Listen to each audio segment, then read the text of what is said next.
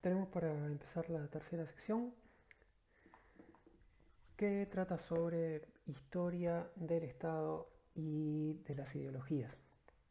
El texto que vamos a estar siguiendo acá principalmente, no únicamente, pero sí el único obligatorio para este primer tema, que es el de etapas históricas del Estado, va a ser el de Castro y González del año 95.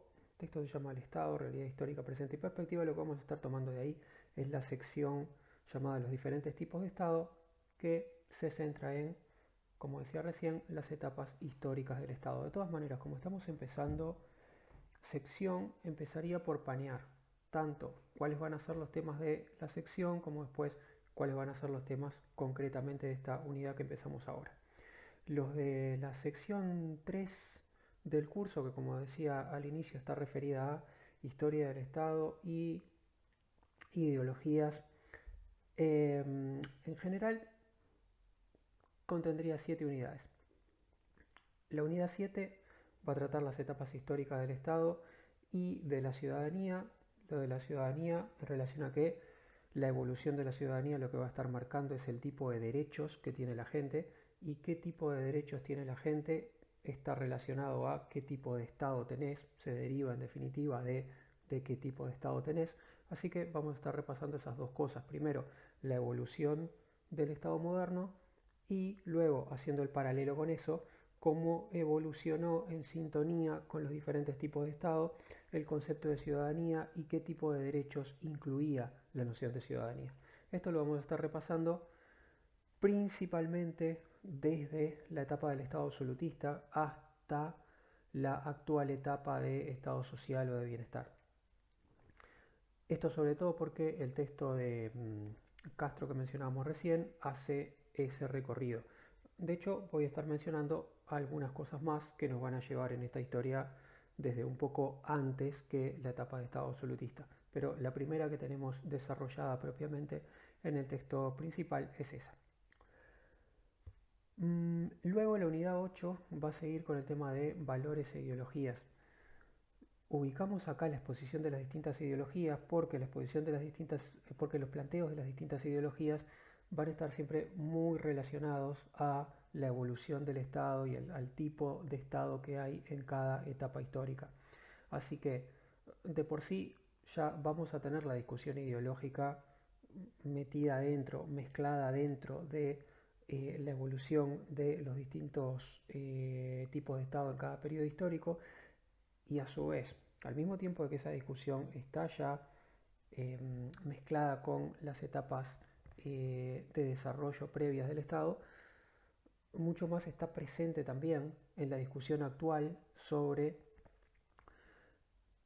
los distintos, las distintas formas, los distintos detalles que puede tomar esta última etapa de estado social o de bienestar, sobre todo en relación a el comportamiento entre el Estado y lo privado, entre mercado y Estado, el rol del Estado respecto al mercado, respecto a la estructuración de la sociedad con mayor o menor desigualdad, etcétera, va a estar muy vinculado a los planteos ideológicos que predominen, por ejemplo, en cada país o en cada zona del mundo.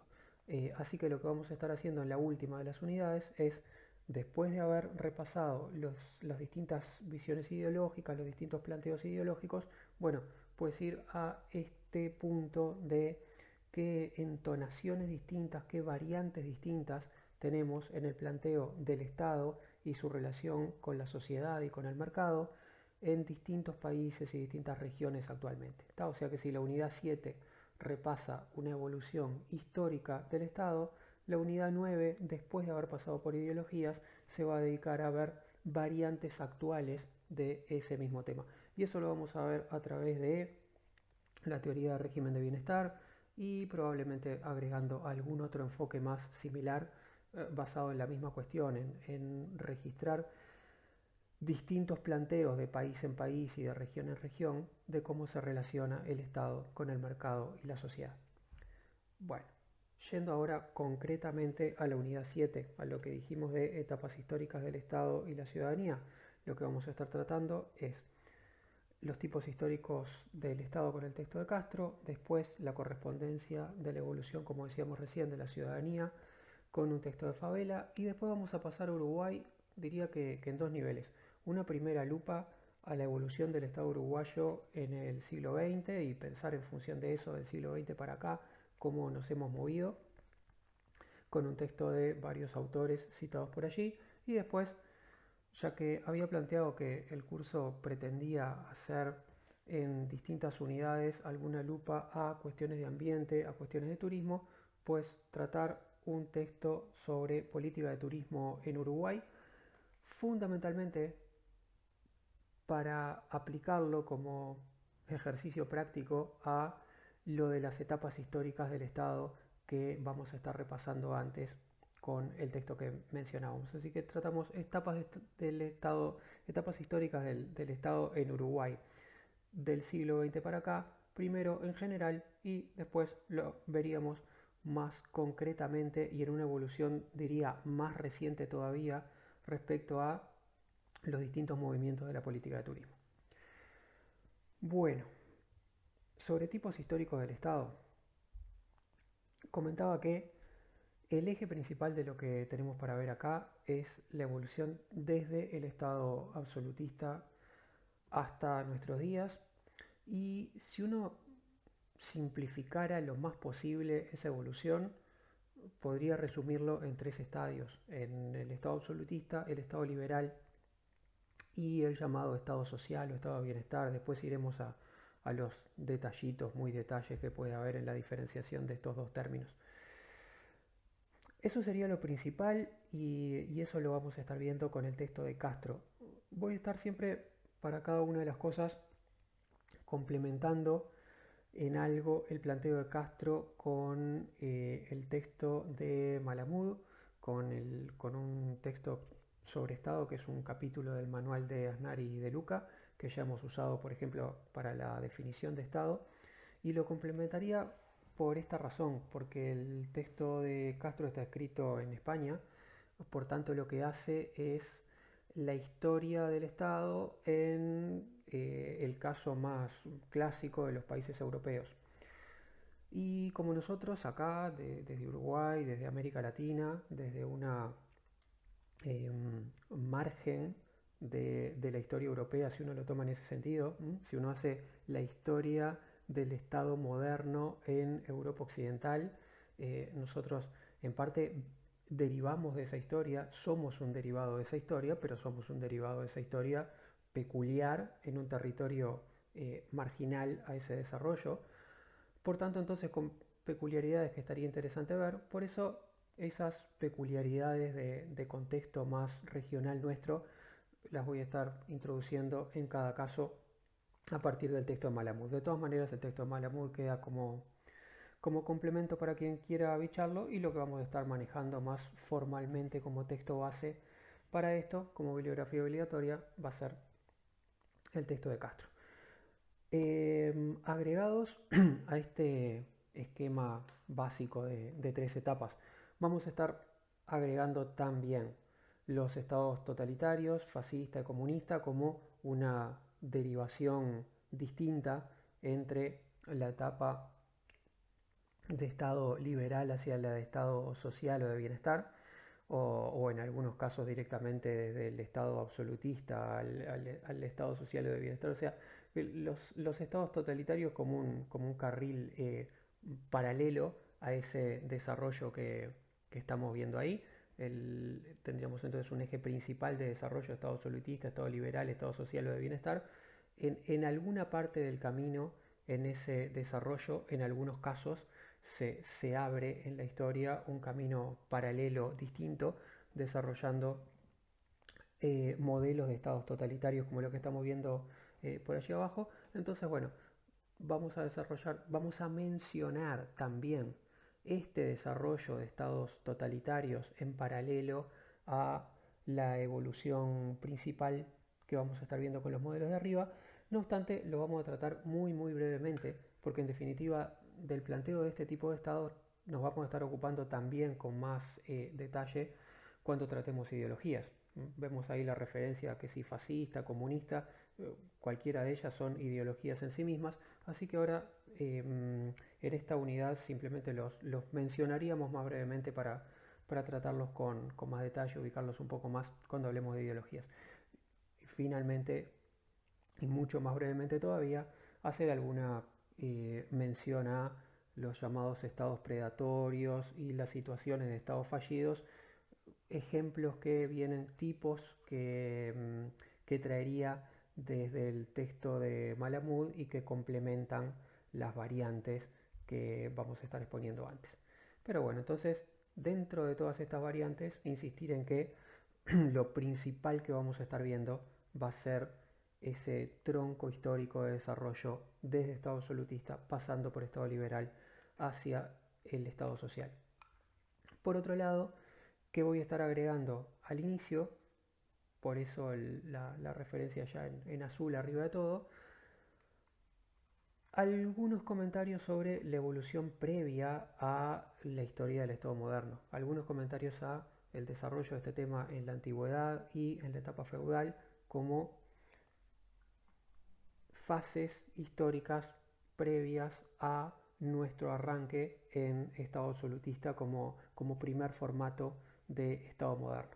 Hacer entonces con esos comentarios algo así como la prehistoria del Estado antes del desarrollo del Estado moderno que vamos a estar viendo después, que como señalaba por ahí ya es una historia de más o menos siglo XVI para adelante en Europa occidental. Aprovechando que estamos haciendo esta mención, agregar entonces que de lo que va a estar tratando la grabación esta es del Estado absolutista, ¿tá? Así que de ese desarrollo, ese tronco principal de Estado absolutista, liberal y social, lo que estaría repasando ahora es específicamente el Estado absolutista como tema de los temas principales y obligatorios que tenemos, con este preámbulo que anunciaba recién de hacer las etapas previas para ubicar un poco de dónde salíamos con el Estado absolutista. Comentarios previos entonces, y acá presentación libre con cosas extraídas de distintos textos y por tanto de ningún texto en particular de lo que estamos mencionando acá. Quería empezar por hacer una primera mención a la situación del Estado en la antigüedad, empezando por mencionar que si vamos a la época antigua, tendríamos primero por un lado organizaciones tribales, o sea, sin el desarrollo de un Estado propiamente, sin instituciones propiamente configuradas, y después distintas variantes territoriales que aparecen en la formación de los estados antiguos.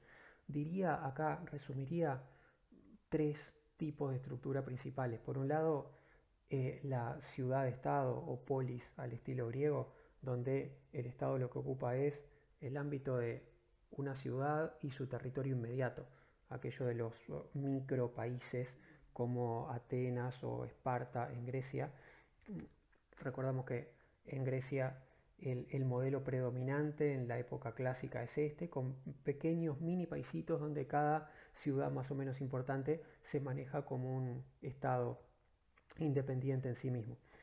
Esta etapa es una etapa bien significativa para la historia política, dado que en esa matriz geográfica nace la democracia griega con características bien distintas de las que conocemos nosotros, una democracia construida mucho más en base a democracia directa, una democracia más de asamblea ciudadana, que pudo tener esas características justamente porque los estados tenían esta característica de ser tan pequeños en términos de territorio y población.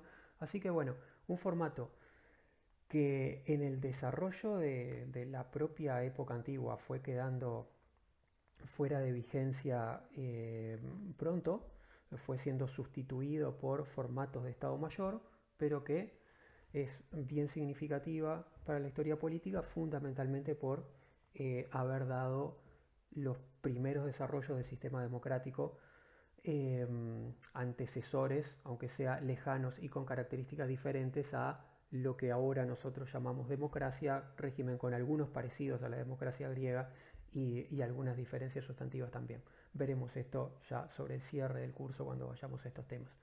Después, un segundo formato de lo que podríamos llamar estados-nación como los conocemos actualmente, estados donde la estructura del estado responde a un cierto pueblo con unas ciertas características que va más allá de una ciudad, no estás hablando de un mini territorio con una ciudad y su territorio inmediato, estados más amplios, pero que engloban a un pueblo con una cierta cultura, con un cierto idioma, y no se extiende sobre varios pueblos diferentes. Y finalmente quería hacer mención a un tercer formato de Estado en esa época, creo que bien significativo, no solo en esa época, sino para el desarrollo de la historia posterior también, que es el formato de imperio. El formato de imperio está basado en la lógica de que el Estado este va a estar gobernando una serie de pueblos y territorios con sociedades distintas, con costumbres distintas, con muchas peculiaridades culturales e identitarias. ¿Tá?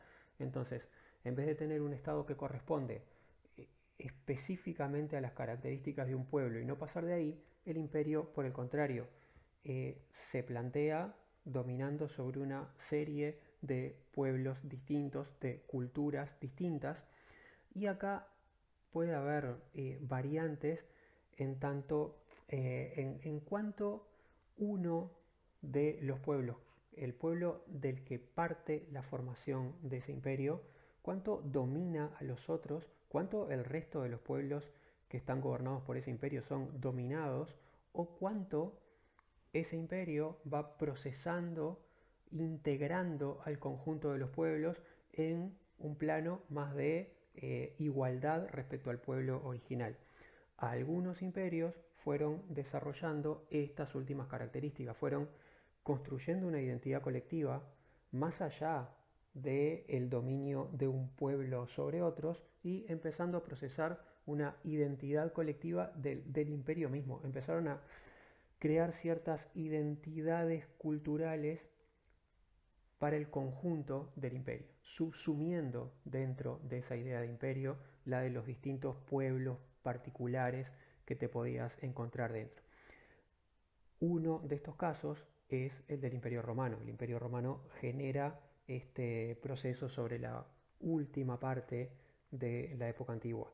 Empieza siendo un imperio al estilo dominio de un pueblo sobre los demás y con el correr de los siglos va pasando a construir cierta igualdad de estatus entre los distintos pueblos que conforman el imperio y cierta comunidad cultural con una matriz cultural general similar a lo largo de todo el imperio. Agregaba ahí una cierta comunidad cultural y religiosa, porque yendo acá al mapa del Imperio Romano, como decía, la última fase de la época antigua, este mapa lo que indica es el Imperio Romano y la difusión del cristianismo a través del Imperio Romano. Si el propio Imperio Romano fue dándole una base de matriz cultural común, identitaria, al conjunto de pueblos que habitaba el imperio, parte de esa construcción terminó siendo también la identidad religiosa. El imperio termina teniendo como religión oficial una religión que ni siquiera era la original del imperio, ni siquiera era la original del pueblo central, llamémosle, venía de una periferia como lo era Israel, y esa religión termina siendo el formato común adoptado por todo el conjunto del imperio.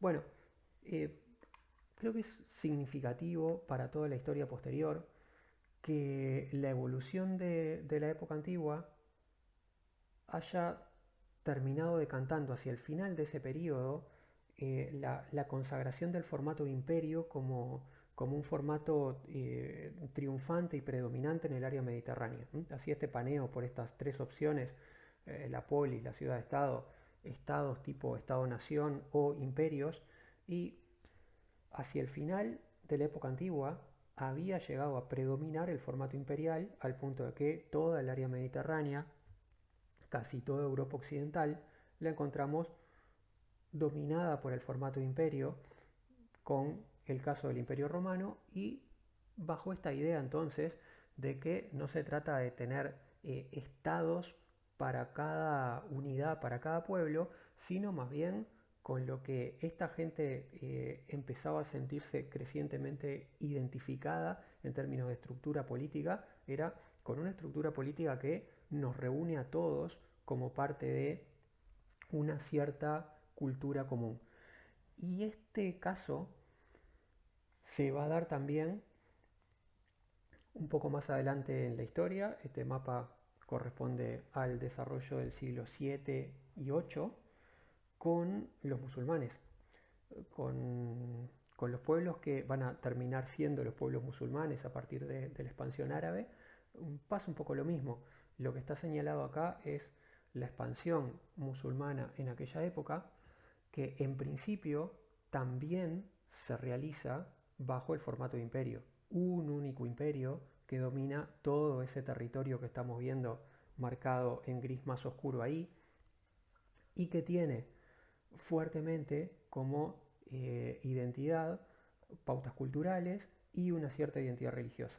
¿Tá? Así que si vamos al mapa anterior de recién y decíamos, bueno, en el caso del Imperio Romano termina adoptando también la religión como uno de esos planos identitarios y de unidad a través de la religión cristiana.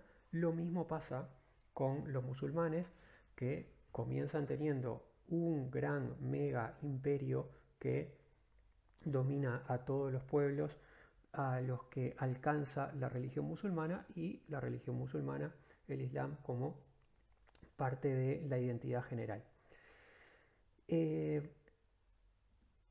Planteo esto porque parte de los debates, discusiones y diferencias de ideas y sueños que la época antigua dejó, es esta cuestión de la tensión entre si deseamos, soñamos con y tratamos de tener una lógica de imperio o una lógica de pequeños estados que respondan a las particularidades de cada pueblo.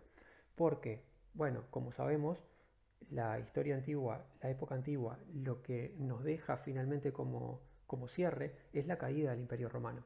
Después de que el Imperio Romano había llegado a dominar todo el área mediterránea, establece una cierta unidad, establece un cierto patrón político similar cuando le asigna la ciudadanía romana a todos los integrantes del imperio, estén en la provincia que sea. Formatea la cultura con un cierto patrón común, formatea las identidades hasta cierto punto con una cierta base común más allá de las particularidades por zona, pero al final de la época antigua el imperio romano hace crisis, desaparece sobre todo en la parte occidental, y desaparece entonces en Europa occidental la idea, la presencia de un imperio que alcance a dominar al conjunto de estos pueblos y a mantenerlos unidos bajo esa matriz cultural común. Y lo que va a persistir durante las épocas siguientes es esta cuestión de sueños, aspiraciones, discusiones y debates sobre si la idea no es que tenemos que tratar de reconstruir esta unidad de todos estos pueblos más allá de sus particularidades. Esto se le va a presentar tanto a la Europa occidental cristiana durante la Edad Media, como se le va a plantear también al mundo musulmán, porque este gran imperio formado por los musulmanes al inicio, luego se va a fragmentar también en estados más particulares, ¿tá? Va a separarse en muchos distintos estados, va a fragmentarse en varios estados, por lo cual al Islam le va a quedar la misma pregunta planteada que a la Europa occidental cristiana, y es: ¿hasta qué punto nuestro proyecto es ser un montón de estados regionales distintos, o hasta qué punto nuestro proyecto puede ser volver a constituir una sola gran unidad que nos comprenda a todos en nuestra matriz identitaria de base, más allá de las particularidades por región. Este tipo de discusión en el mundo musulmán se extiende hasta la actualidad con expresiones como la del integrismo islámico, las visiones más extremas del mundo musulmán que conocemos aún actualmente, incluyen este tipo de planteos. Más allá de las diferencias de cada país, el objetivo al que tenemos que ir es al de volver a un gran macro estado musulmán que comprenda a todos los musulmanes. Bueno, entonces, aquella fase de imperio por la que pasan los pueblos en esta época marcó mucho el debate posterior de ideales y de objetivos sobre cómo construir Estado. En el mundo musulmán eso sigue presente hasta ahora con eh, versiones extremas de pensamiento que siguen resistiéndose a pensar un conjunto de estados diversos y quiere pensar el mundo musulmán en base a un solo estado que comprenda a todo el conjunto.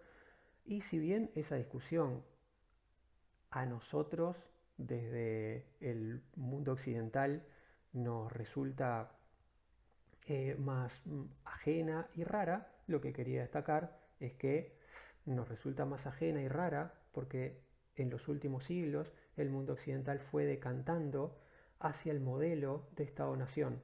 Pero quería destacar que previamente, durante toda la Edad Media, el mundo occidental había mantenido la misma discusión, había seguido en esa misma discusión si estados-nación o grandes estados imperiales que nos reúnan a todos los que tenemos una cierta matriz cultural común. O sea, durante toda la Edad Media, parte de Europa Occidental siguió teniendo en la cabeza la discusión de si no podemos volver al formato estilo Imperio Romano de alguna manera. Toda la Edad Media en Europa Occidental eh, puede seguir ese hilo de discusión entre si el proyecto es el Estado-Nación o si alcanzamos a revivir el proyecto de imperio de alguna manera. Bueno, entonces, pasando ya a la Edad Media, tensiones que tiene Europa Occidental durante este periodo. Por un lado, como decía recién, la tensión entre los proyectos de Estado-Nación o un proyecto imperial. Y acá, si durante la época antigua el formato de imperio había paulatinamente tendido a predominar,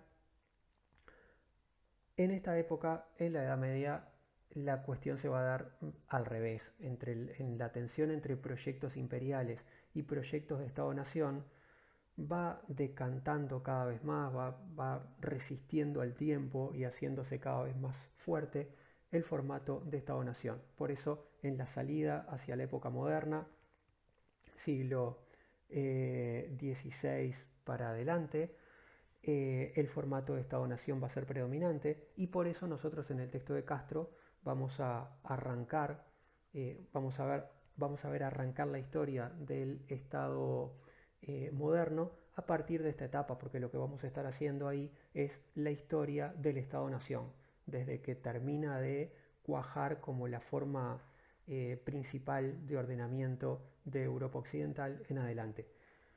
Durante la Edad Media esa idea estaba todavía en tensión con competidores, competidores que la ropa que traían puesta era la de la idea de restituir, volver a constituir una unidad de tipo imperial, un estado que dominara el conjunto de los pueblos con una cierta matriz común, imprimiéndoles una cierta matriz común y más allá de las peculiaridades de cada territorio. Diría que acá hubo dos clases de competidores para esos estados-nación. Por un lado, la figura de emperador. Algunos de estos estados buscan eh, alcanzar el dominio sobre el conjunto de los otros estados-nación y presentarse como herederos de la noción de imperio y llegar a gobernar, tener cierta primacía sobre el resto de los estados. A su vez, otro formato que heredaba la misma idea imperial, además de este intento de emperadores que gobiernen por encima de los reyes de cada país, el otro protagonista de este tipo de movimiento es el Papa. El Papa y la Iglesia. La Iglesia es otra de las herramientas que se ofrece para, para esta restitución de una unidad estatal por sobre los estados-nación en cada país. Y acá la tensión que se juega a lo largo de la Edad Media es en qué medida el Papa puede o no convertirse en una autoridad que esté por encima de los reyes de cada país. Si en el Estado-Nación se parte de la base de que, bueno, cada Estado-Nación tiene un rey, este rey gobierna acá, organiza este país, el rey de al lado organiza el país de al lado, la pervivencia de la idea imperial y el intento de restitución de la idea imperial, una de las expresiones que tenía era esta idea alternativa de ¿y, y quién trata de imponer una lógica común, de mantener la armonía y ciertos patrones comunes a través de todos esos estados-nación que son gobernados por distintos reyes? Bueno, acá uno de los instrumentos alternativos era entonces pensar no ya o no solo en quizás un emperador que pueda gobernar sobre todos ellos, sino también el Papa tener autoridad sobre el conjunto de los reyes de manera de poder servir como árbitro y eh, coordinar, darle una lógica común a todo lo que se hace en esos distintos estados que, como decía antes, que se reconocen con cierta matriz común, con cierta identidad común, por ejemplo, y cuestión muy importante, una comunidad religiosa que cubre a toda esa área. Bueno, pues el Estado-Nación entonces va a terminar imperando hacia finales de la Edad Media y sobre todo desde ahí para adelante es lo que vamos a ver desarrollarse con el texto de Castro desde el Estado absolutista para adelante. Bueno, esa lógica de Estado-nación, más que de una idea de imperio que predomine sobre toda Europa, se va a imponer sobre los candidatos a emperador de Europa y sobre la idea de que el Papa gobierne sobre cada una de las autoridades por país. Más allá de esta tensión, una segunda tensión fuerte que van a enfrentar estos estados en la Edad Media es la fragmentación interna dada por el feudalismo. Y con esto en realidad arranca el texto de Castro como base, como momento cero. El texto de Castro arranca describiendo el Estado absolutista como primera etapa de Estado moderno. Sin embargo, parte como momento cero, como momento inicial, así como yo partí bastante más adelante en la historia porque quería hacer este repaso de las tensiones previas entre la idea de Estados, nación e imperio. El texto de Castro, que no trata tanto ese aspecto, arranca así de todas maneras con la etapa feudal como momento inicial, momento previo a la formación del Estado moderno. Y el feudalismo sería un momento cero en ese sentido en, por estos motivos. Porque el feudalismo marca, como apuntaba por ahí, una pérdida de poder del gobierno central muy fuerte en favor de las distintas unidades territoriales que hay en el país, principalmente en favor de los señores feudales que pasan a gobernar cada zona, cada pequeña región. A su vez, acá podía haber estatutos distintos de gobierno autónomo en cada ciudad, la iglesia misma tenía sus autonomías, etcétera, etcétera. O sea, en esta época, en la época feudal, último tramo de la Edad Media principalmente, eh, el poder central había perdido mucho poder respecto a cada una de las subunidades que había adentro de cada estado. Eh, por otro lado, en la época feudal, la forma de construir vínculos de autoridad era particular y débil y problemática. El eje de fidelidad, de construcción de autoridad política durante el feudalismo es el vasallaje. La idea de vasallaje se basa en una fidelidad, un intercambio de corte personal. En la cabeza del Estado estaría el rey. Ese rey tiene vasallos que le juran fidelidad personal, que son, por ejemplo, los señores feudales, cada uno en una diferente región. Por debajo de esos señores feudales habrá en cada lugar, por ejemplo, caballeros que tienen asignados estas tierras acá, estas tierras allá, y ellos a su vez juran lealtad personal al señor feudal. Toda la cadena de autoridad está basada en juramentos de fidelidad personales. El sometimiento a la autoridad se construye persona a persona. No, no va tanto a instituciones, sino que está construida por fidelidades personales y escalón por escalón. Eh, Cada uno de los escalones de autoridad no cuenta tanto con la fidelidad de toda la pirámide, sino que va a apelar a la fidelidad inmediata que tengan los del escalón inmediatamente por debajo, con los que tiene pactos y juramentos de fidelidad construidos. Entonces, si el rey tiene que ir a la guerra, llama en su apoyo a quienes le han jurado fidelidad a los señores feudales con los que pactó.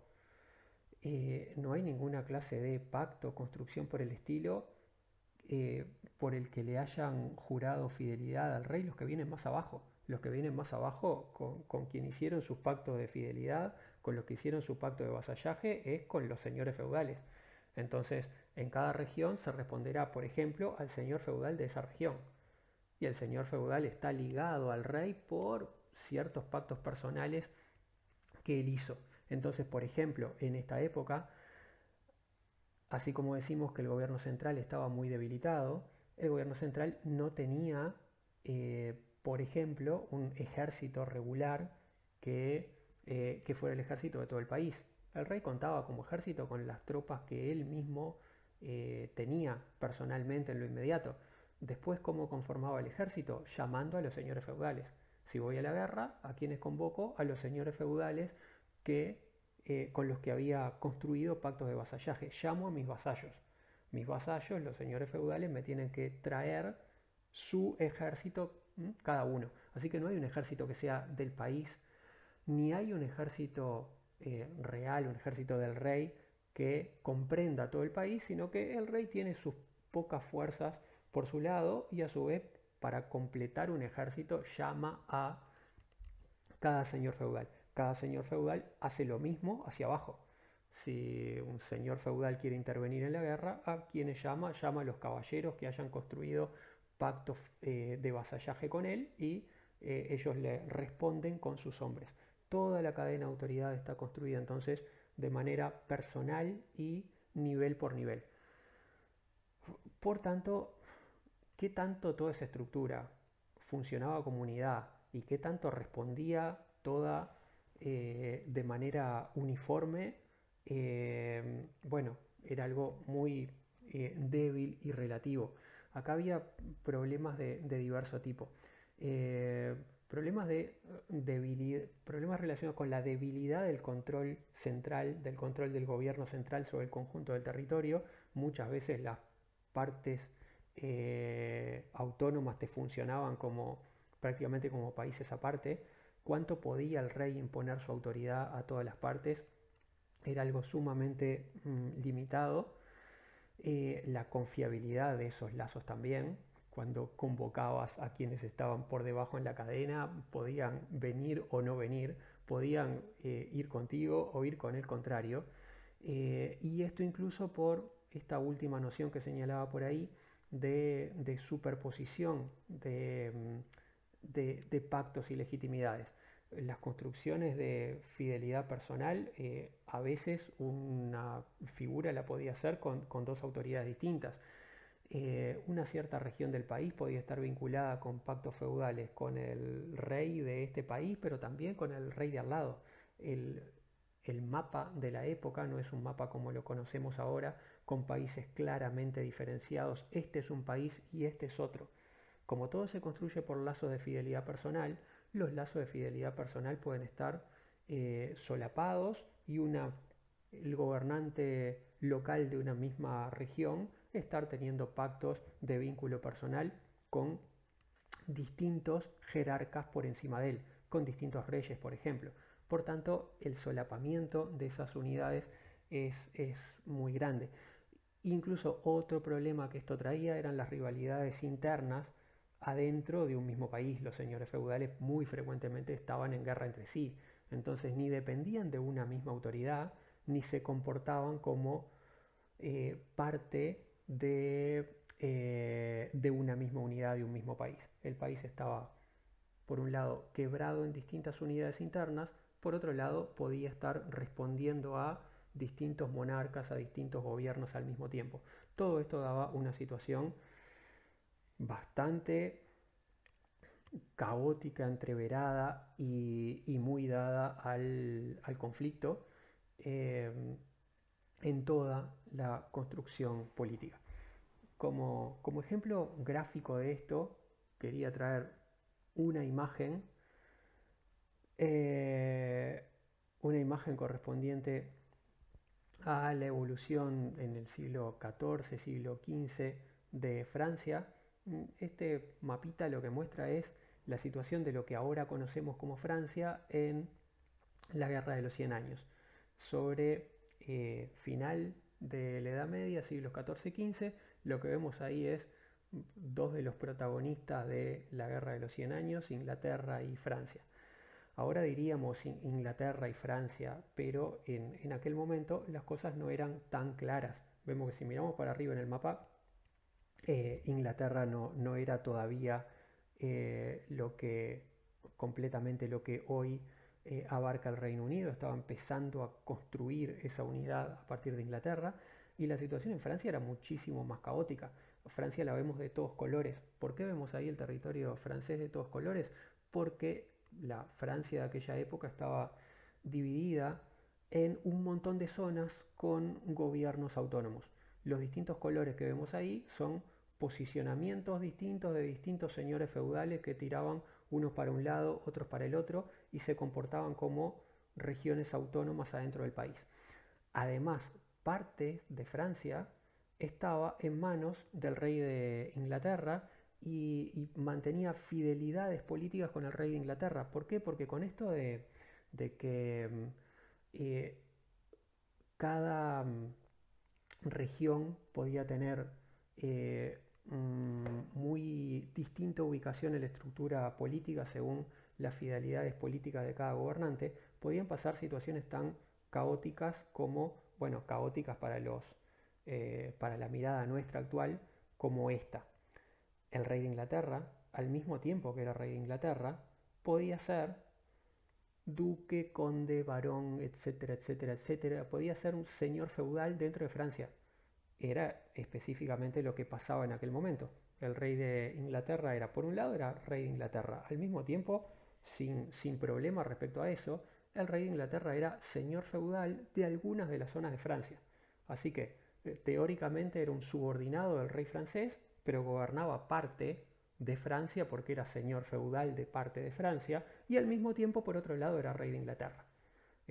A nosotros nos resulta bastante loco ahora eso de cómo una persona podría ser gobernante de un país y al mismo tiempo gobernante regional de otra de las regiones internas de otro país. Bueno, pues eso en la lógica del feudalismo podía pasar sin mayor problema. ¿Qué pasaba? Bueno, simplemente no tenemos instituciones que las personas ocupan, sino que vamos construyendo autoridad política, vamos construyendo jerarquía por los pactos de fidelidad personal que se dan en cada caso. Entonces, bueno, sí, no hay problema. El rey de Inglaterra es rey en Inglaterra y al mismo tiempo en Francia es duque de la zona tal, es conde de la zona tal.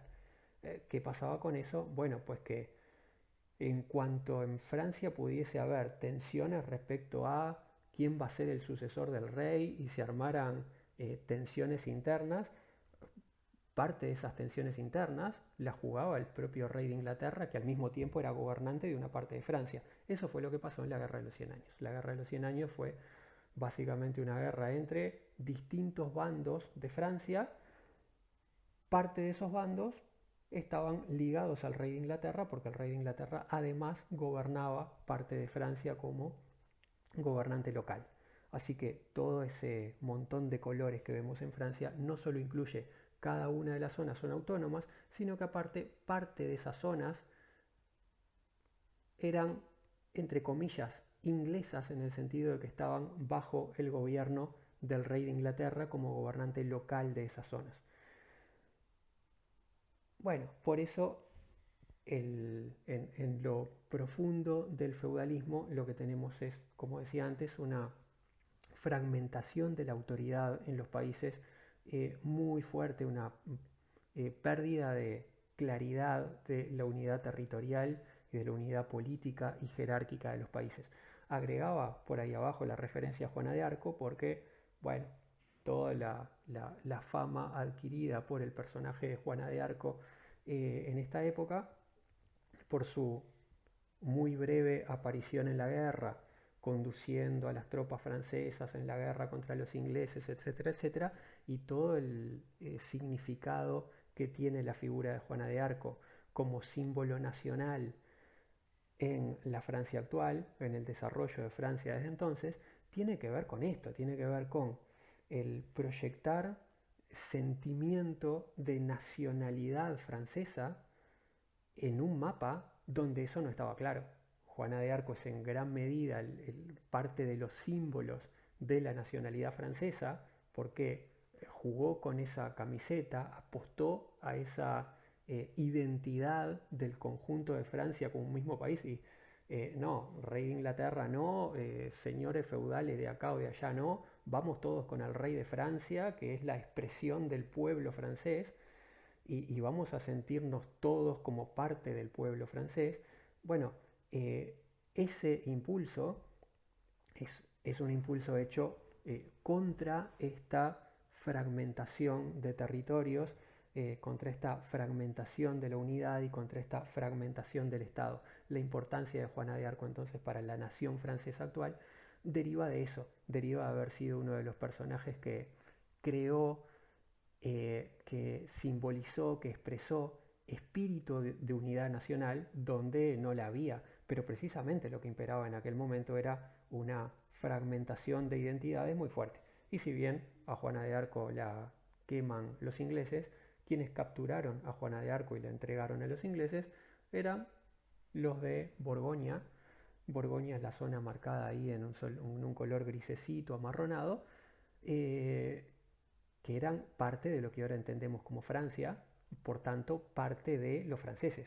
Hasta tal punto, hasta ese punto en aquel momento, no había la noción de identidad nacional que ahora conocemos en Francia, a punto tal que a la heroína francesa Juana de Arco la capturan y entregan a los ingleses, parte de los franceses, entre comillas, de aquella época. Franceses, entre comillas, ¿por qué? Porque son franceses ahora y están dentro de Francia ahora. En aquel momento se estaban manejando como una región semiautónoma que podría haber evolucionado si eso terminaba de decantar en un país distinto y en un estado distinto. Así que los estados modernos que vamos a conocer terminan surgiendo a partir de generar unidad dentro de estos esquemas fragmentados que el feudalismo había dejado. Cuando pasemos ahora al estado absolutista, entonces, el estado absolutista se va a caracterizar por generar un proceso de unificación de autoridad en dos sentidos. Por un lado, en el plano interno, ir eliminando todos los esquemas de autoridad autónoma que había dentro del país, hacer tabla rasa y generar un único país gobernado por una sola persona. Por otro lado, el absolutismo en el plano externo, lo que va a generar este proceso de unificación de autoridad, lo que va a plantear en el plano externo es una reducción de la cantidad de estados potenciales. O sea, la centralización de la autoridad no solo significa potenciamos el centro de autoridad del país, potenciamos al rey y vamos eliminando completamente la autoridad autónoma de la gente que tiene autoridades particulares, regionales adentro de ese país, sino que en definitiva eso también al mismo tiempo va generando suprimir estados potenciales, ¿m? Y ir resumiendo el mapa en una cantidad de estados menor. Lo que hay en este proceso de evolución hacia el estado absolutista es algo así como una lucha por la supervivencia de los distintos estados.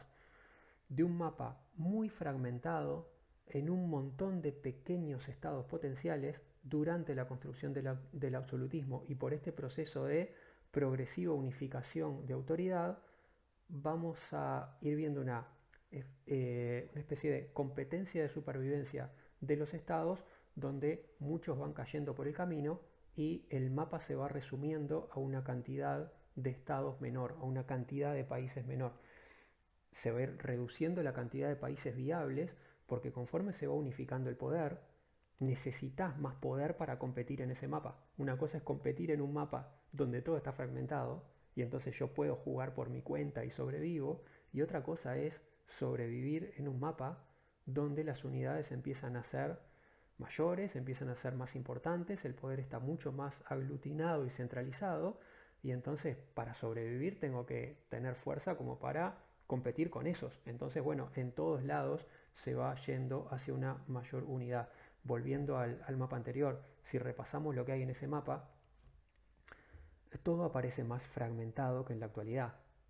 Si miramos el mapa de Francia, bueno, salta a la vista que ahí tenemos un rompecabezas de colores con varios estados potenciales, con varias zonas semiautónomas en lo que después vamos a ver conformado como un solo país.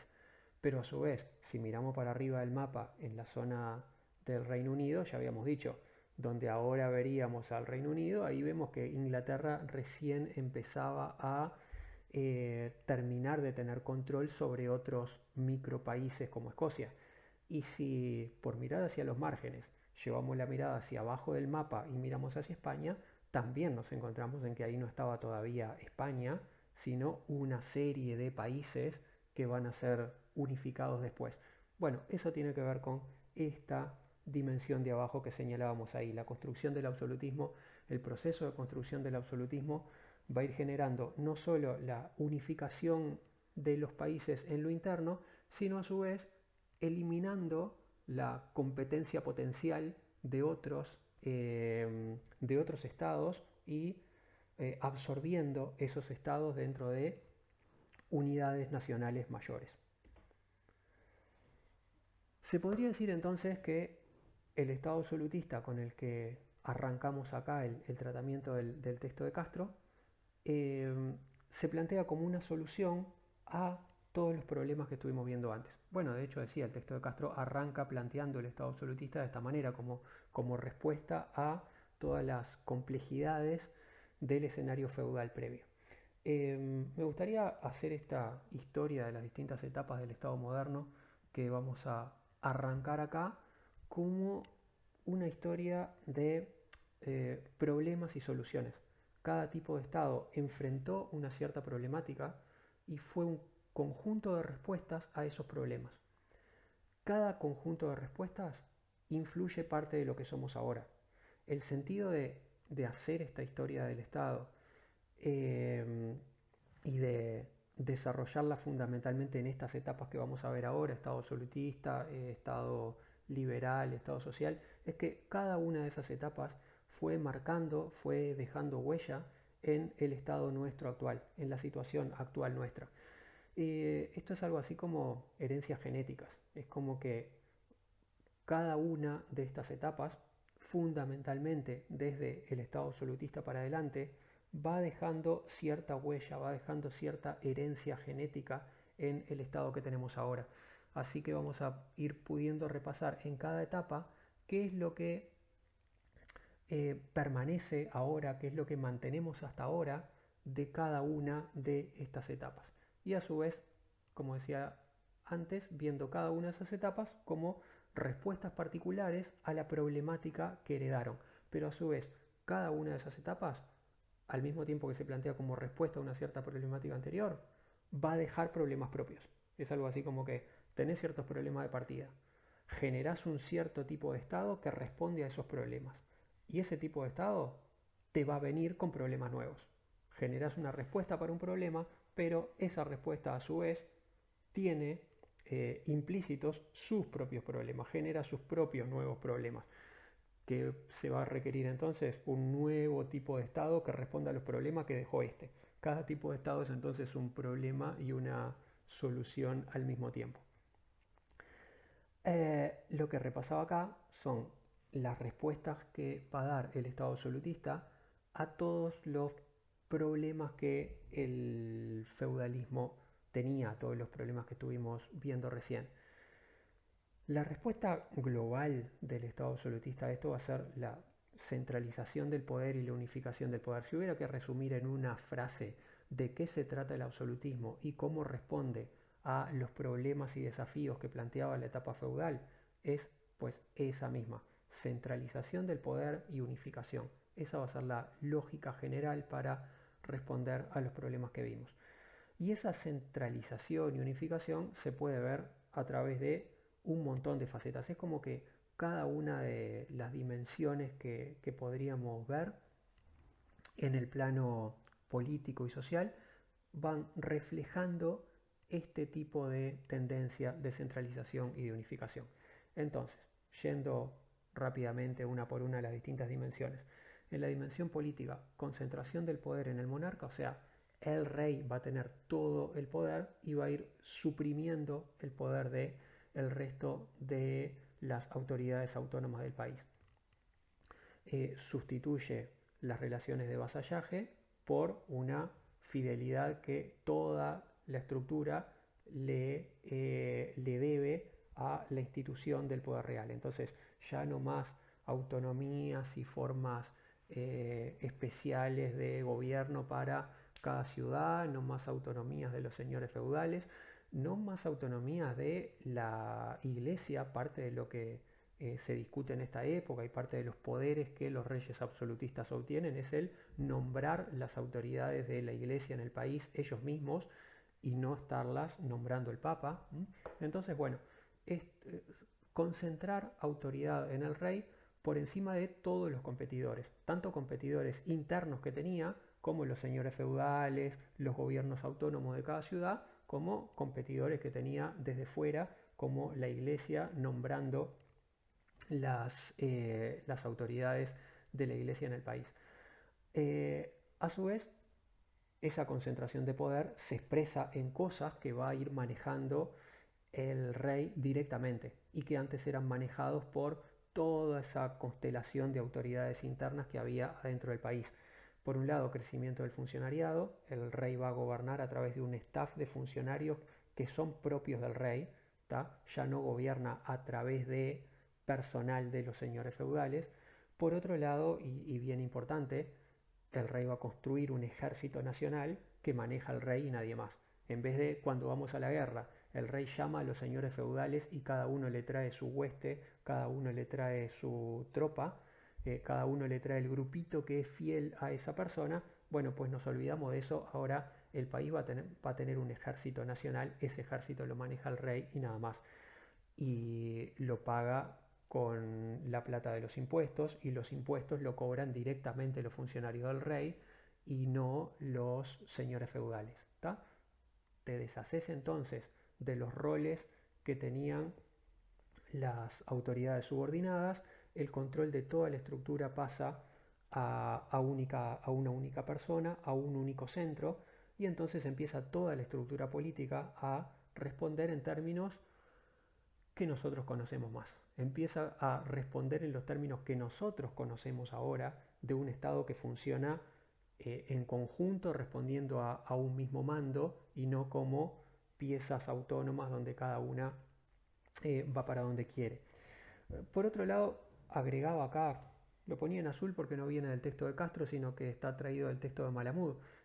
Al mismo tiempo, esta concentración del poder del monarca estaría incluyendo lo que el texto de Malamud refería y lo que comentaba recién, de ese proceso de concentración de estados que hay desde la época de 1400 en adelante, justamente desde el siglo XV en adelante, coincidiendo con el desarrollo del feudalismo. Esta concentración de poder va a ser no solo concentración de poder quitándoselo a las autoridades autónomas de cada país, sino que esa concentración de poder va a ser también concentración de territorio en el mapa, con estados, con pocos estados que sobreviven y absorben a los otros estados que van quedando por el camino y siendo absorbidos por los principales. Después, concentración de autoridad y unificación en términos legales, que todo el territorio pase a tener un mismo código legal y no se gobiernen por leyes distintas, por códigos distintos, las distintas partes de un país. Concentración territorial, bueno, lo que vimos antes, ¿no? Tener un territorio unido, gobernado en su conjunto por una misma autoridad y no fragmentado en un montón de autoridades autónomas que se pueden comportar como semi-independientes. Unificación económica por esto de que no por casualidad el capitalismo se desarrolla asociado al crecimiento de poder del Estado moderno y al crecimiento del Estado absolutista. Es esa concentración de autoridad lo que permite constituir mercados nacionales que alcancen a todo el país, por aquello que el feudalismo mantenía barreras internas, aduanas internas, cada señor feudal podía cobrarte impuestos para pasar por su territorio, por eso el paso de mercancías, el comercio a través de cada zona del país se encarecía muchísimo porque cada pequeña autoridad de cada pequeña zona te podía poner sus propias barreras, sus propios impuestos, etcétera, etcétera. Bueno, la unificación en el plano político es también unificación en el plano económico.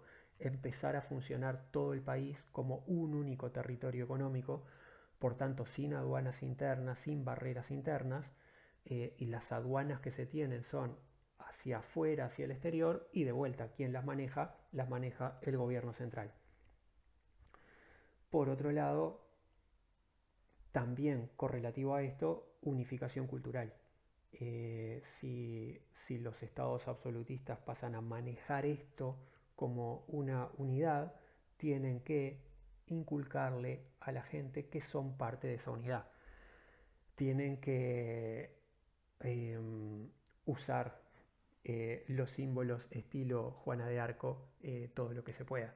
Usar todas las piezas Juana de Arco que tengas para convencer a la gente de que es parte de una unidad social que corresponde a esa unidad que es el Estado.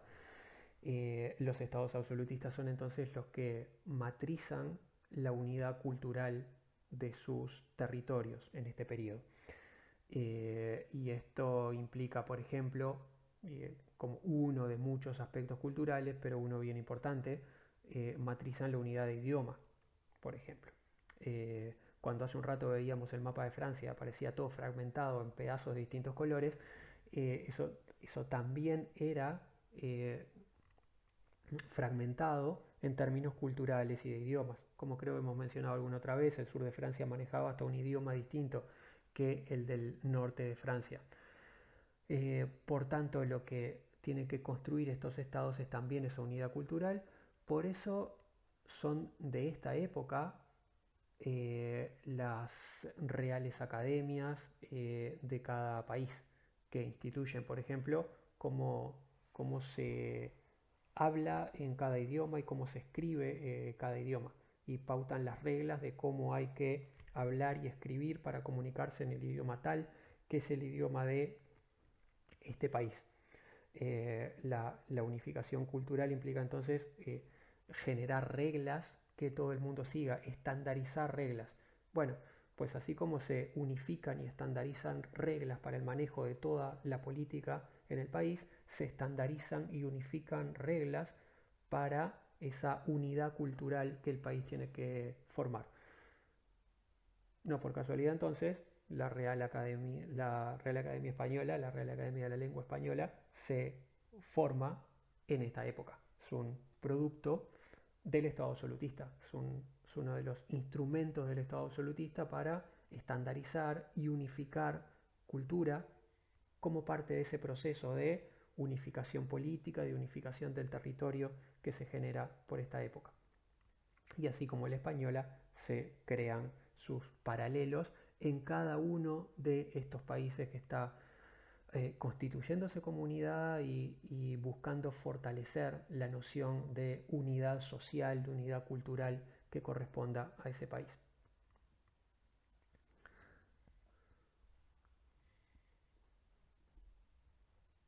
Parte de las claves que esto tenía entonces era evitar situaciones de guerra interna, evitar situaciones de guerra civil, fomentar esa idea de unidad. Mencionaba acá a Hobbes como un autor clásico en la justificación de esto. Hobbes, si se acuerdan, fue el autor principal de los expositores de las bondades del Estado absolutista, de por qué era bueno que todo el mundo dejara completamente su poder, su capacidad de incidencia independiente dentro del esquema y que todos todos pasemos a tener cero autoridad y entreguemos completamente la autoridad a una sola persona, al rey. Parte de los argumentos que Hobbes desarrollaba es no puedes tener varias autoridades en un país, no puedes tener distintas autoridades, no puedes fragmentar la autoridad, pues si fragmentas la autoridad vas a ir a un escenario de guerra entre una parte y la otra. No puedes tener, por ejemplo, un parlamento que tenga parte de la autoridad aparte del rey. Si tenés un parlamento aparte del rey, entonces el rey es la autoridad, pero aparte el parlamento tiene ciertas potestades y ciertos poderes propios, a lo que vas a derivar enseguida es a una guerra entre el parlamento y el rey, que era exactamente lo que había vivido Hobbes en su época. Guerras entre el rey y el parlamento, si tenés dos autoridades, empiezan a chocar entre sí, cada una junto a un ejército propio y terminan en situaciones de guerra civil entre uno y otro. Entonces, solución de la época, solución del Estado absolutista, bueno, pues supresión de todas las autoridades. No hay absolutamente más autoridad que la del rey, el rey decide todo. Y con eso nos evitamos las guerras, los conflictos internos y el país se desarrolla en paz. Bueno, quería ir entonces a dos cosas. A la huella genética que esto deja sobre el estado actual, o sea, a la huella genética del estado absolutista en nosotros y a su vez a los legados problemáticos que el estado absolutista había dejado, porque ya dijimos que que cada una de las etapas de estado que vamos a ver es por un lado una solución a problemas previos y a su vez deja problemas de por sí, deja nuevos problemas de por sí. Pero junto con esos problemas deja también sus soluciones estables, deja su huella genética sobre lo que viene posteriormente. Quería empezar por esto y al empezar por esto, al empezar por la huella genética que nos dejó el Estado absolutista, también quería recalcar, remarcar cómo el Estado absolutista no es solo el malo de la película, sino que también es parte de el comienzo de construcción de lo que ahora somos, ¿no? Está esto, no por nada empezamos y empieza el texto de Castro la historia del Estado moderno en el Estado absolutista. Algo de significativo hay en eso, ¿no? Si uno dice, ah, bueno, ¿a dónde se remonta la historia del Estado moderno que conocemos y con el cual convivimos ahora? Bueno, su primer periodo es la fase de Estado absolutista. Ah, bueno, entonces hay buena parte de lo que nosotros somos que viene del Estado absolutista, que está dado por el Estado absolutista. Remarco esto porque creo que el Estado absolutista en general lo conocemos como el malo de la película. Es algo así como esa cosa mala que derribaron la Revolución Francesa y otros fenómenos históricos similares. Sí, sí, la Revolución Francesa y otros procesos históricos similares derribaron buena parte de lo que constituía el Estado absolutista. No obstante, esa fase histórica no solo había construido cosas negativas que después fueron eliminadas, sino que construyó también una serie de cosas que, negativas o positivas, son parte de lo que hasta hoy nos constituye, que son parte de la lógica con la que vemos el mundo. Entonces, bueno, huella genética que fue dejando el absolutismo a largo plazo, que dejó el Estado absolutista a largo plazo a través de las distintas etapas que el Estado va a tener después hasta la actualidad. Eh, Sobre todo, la unificación territorial bajo una misma autoridad, esto de pensar que un territorio se gobierna en forma piramidal y todo el territorio responde a un mismo centro de autoridad, está sometido a ese centro de autoridad y acata ese centro de autoridad. Podrá tener luego mayores o menores autonomías, así y así. El proceso posterior va a ir construyendo esas relativas autonomías de las distintas partes, pero mantenés la lógica de que ese país funciona como pirámide, responde a un único centro y acata, está en línea jerárquica respecto a ese centro en un montón de cosas que ese centro le va a dictar. Después tendrás un margen de autonomía para ciertas cosas establecidas, pero en muchas otras cosas establecidas va a responder en términos de jerarquía a, a ese centro de autoridad y no a otro. Entonces, la estructura se forma como pirámide y se forman como pirámides no superpuestas. Cada una de las partes de ese país responde a este centro de autoridad y no a otro centro. Bueno, esa lógica de países que son unidades territoriales que tenemos ahora, la heredamos de la etapa de Estado absolutista. Como veíamos en el mapa hace un rato, si te vas a una época anterior, lo que encontrás son mapas totalmente distintos de lo que ahora conocemos como mapas de países. Si los mapas de países actuales nuestros se parecen a los mapas de países que emergieron del Estado absolutista, es porque en parte, bueno, derivamos de esa matriz. En parte fabricamos la matriz que somos en este periodo. Empezamos a reconocer el mapa como reconocible y como algo más o menos parecido al mapa que nosotros conocemos a partir de los mapas de esta época. Por otro lado, lo que empiezan a construir fuertemente esta época y deja como legado para lo que va a venir después son los estados nacionales. Esto de la idea de estados que responden a características culturales, unidades sociales, esto de que el Estado se corresponde con una unidad social que refleja la unidad del Estado. Entonces, unidad del Estado por un lado y al mismo tiempo unidad social, cierta base cultural común que es reflejo una de la otra.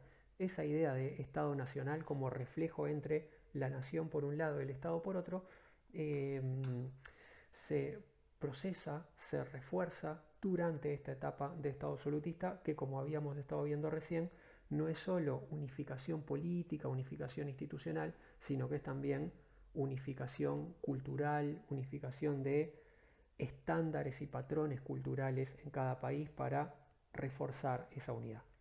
Bueno, si este tipo de cosas que ahora tenemos, en base a las que ahora nos manejamos, el mundo ahora se maneja en gran medida en clave de Estado nacional y esto nos viene en gran medida del Estado absolutista. Si esta época nos dejó estas cosas, también las soluciones que el Estado absolutista buscó, esto es centralizar la autoridad en una sola persona, en un solo comando, en una sola persona que ejerciera, que manejara todas las palancas de poder en un país, dejó una serie de problemas por resolver. Esa serie de problemas va a ser lo que derive en la sustitución de este tipo de Estado por un nuevo Estado, por otro tipo, por el Estado liberal. Repasando entonces los legados problemáticos que genera el Estado absolutista, los problemas que vienen con sus soluciones, falta de garantías en el ejercicio del poder sobre todo, ¿no? Si en el feudalismo el problema era la fragmentación del poder y las situaciones caóticas que te venían de esa fragmentación extrema del poder, el Estado absolutista responde con, bueno, solución, unifico el poder en una sola persona y todo el país responde absolutamente a esa persona y nada más. Bueno, eso es una solución, pero al mismo tiempo que es una solución, es también un problema, genera, bueno, todo esto que listaba por ahí abajo. Falta de libertades, falta de control sobre los gobernantes. Una vez que tu solución fue entregarle toda la autoridad a una única persona, entonces el problema es ¿y cómo yo controlo a esa persona? ¿Quién controla? ¿Cómo hacemos para controlar el ejercicio del poder de alguien a quien le dimos toda la autoridad? Ejercicio arbitrario del poder, no haber límites claros a lo que la autoridad puede decidir y junto con esto no separación entre la esfera pública y la privada. En definitiva, no estaba claramente delimitado hasta dónde podía ir el gobierno, qué podía hacer y qué no podía hacer. El ejercicio absolutista del poder va a generar entonces el montón de problemas, de desacuerdos, de protestas que van a derivar en los distintos movimientos revolucionarios que van a ir contra este formato. Por otro lado, otro problema que se le va a venir al Estado absolutista es que el Estado absolutista es un Estado confesional, o sea, los estados absolutistas tienen religión de Estado. ¿Mm? La unidad que conformaban los países era también una unidad religiosa. Como vimos desde antes de esta historia, la idea de que la religión era una base común importante como base del Estado ya venía desde los imperios, ¿no? Ya vimos que el imperio romano había tenido en la última fase de su proceso la unidad religiosa con el cristianismo como una parte importante de su base y había adoptado eso como religión oficial. En el mundo musulmán, ni que hablar que la identidad religiosa también es una clave sobre la cual se basa el Estado. Bueno, los estados absolutistas se basaban también en la unidad religiosa y por tanto eran estados confesionales que tenían una religión declarada. El problema era que tuviesen una religión oficial, estados donde todo el poder estaba concentrado en una sola persona, todo el Estado respondía a esa única persona y por tanto, eh, por ejemplo, principio del Estado absolutista, todo el país tenía que tener la religión del Estado y la religión del rey. Esto en ciertas situaciones no era un problema, cuando el país tenía una misma religión y entonces eso reforzaba la unidad, pero esto empezó a ser un problema, fue un problema cada vez mayor conforme la religión cristiana se fue dividiendo en distintas tendencias. A ver, para empezar, esto ya había dado problemas con respecto a otras religiones. A ver, problemas si uno los mira desde la mirada actual. Para la época se estaba procesando todo acorde al sistema. Por ejemplo, fórmula de Estado absolutista. España procesó primero la expulsión de los musulmanes, bajo esta lógica de que el Estado tiene que tener una sola religión, el pueblo tiene que tener una religión porque tiene que tener la religión del Estado, la religión del rey. España, cuando termina la conquista de los territorios musulmanes dentro de la península hispánica, dentro de lo que ahora es el territorio de España, decreta la expulsión de todos los musulmanes porque su objetivo es que no haya en el país gente de otras religiones. Así que, primera medida, expulsión de los musulmanes. Si vos sos musulmán, o te tenés que ir, o bien te convertís al cristianismo y entonces sí podés seguir viviendo en España. Después de que procesa la expulsión de los musulmanes, España razona, ¿y por qué no hacemos lo mismo con los judíos? Porque judíos tenemos desde hace siglos y siglos y siglos, están dentro del país y se razona esto con la misma mentalidad. A ver, si tener musulmanes adentro del país, en un país que es cristiano, y que justamente pelea contra los musulmanes, pelea contra países musulmanes. Tener musulmanes adentro del país es como tener al enemigo adentro del país, hay que expulsarlos, proyectando ese razonamiento. Y bueno, ¿y entonces qué hacemos con los judíos? Porque los judíos también tienen otra religión que no es la del rey y no es la del Estado. ¿Y cómo tenés una religión que no es la del rey y la del Estado y vivís acá adentro? Entonces, segunda medida, pues expulsamos a todos los judíos. Misma lógica. Y bueno, esto fue lo que hizo España. Atrás de decretar por esta época la expulsión de los musulmanes, poco después decretó también la expulsión de los judíos. Y expulsamos a uno, ¿por qué no expulsamos a los otros? Nos sacamos todos los problemas de un solo plumazo.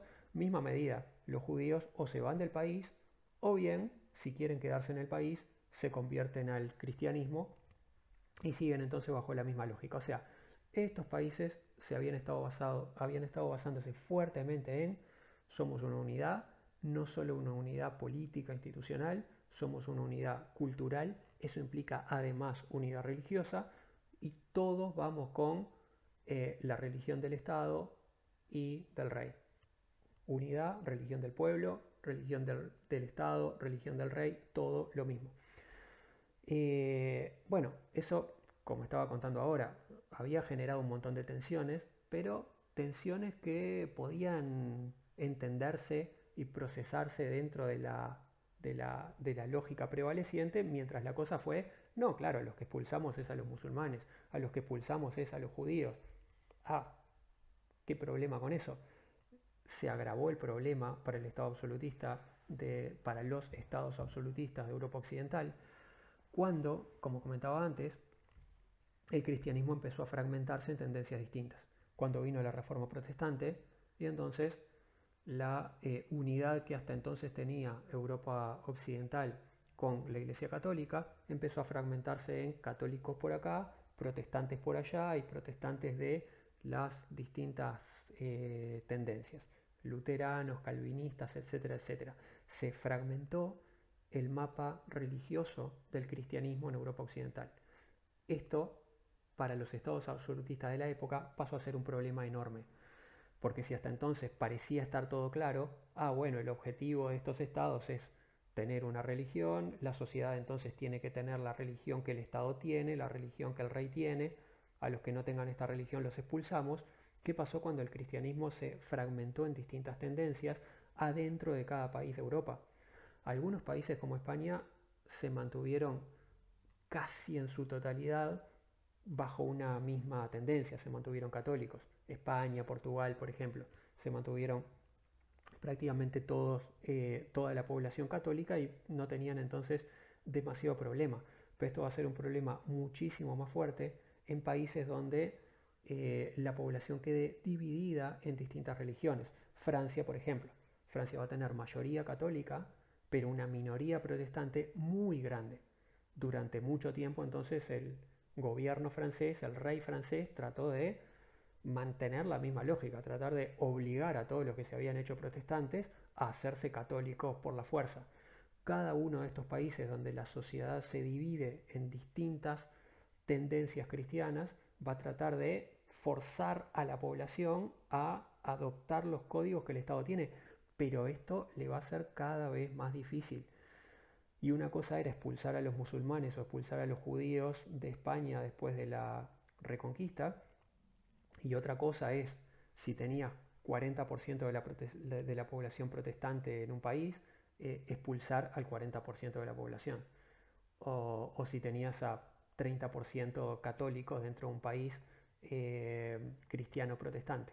Expulsar al 30%, expulsar al 40% no es algo que consigas. También es difícil forzarlos a todos a convertirse cuando son esa cantidad de gente.